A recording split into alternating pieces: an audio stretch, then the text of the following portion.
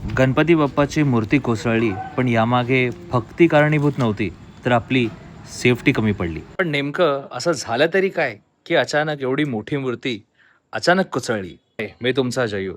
मुंबईच्या भुलेश्वरमध्ये गणपती आगमनाच्या वेळी मोठी मूर्ती कोसळली आणि 2 जण मृत्युमुखी पडले आणि काही जण जखमी झाले. पोलीस तपासानंतर हे कळण्यात आलं, की मूर्तीच्या मागील बाजूचा वेल्डिंग सपोर्ट तुटल्यामुळे हा प्रकार समोर आला. त्यामुळे एक सगळ्यात मोठा प्रश्न हा येतो, की आपण मोठा उत्सव करतो, मोठी मूर्ती आणतो, मोठी मिरवणूक जमवतो. पण आपल्या सेफ्टीचं काय?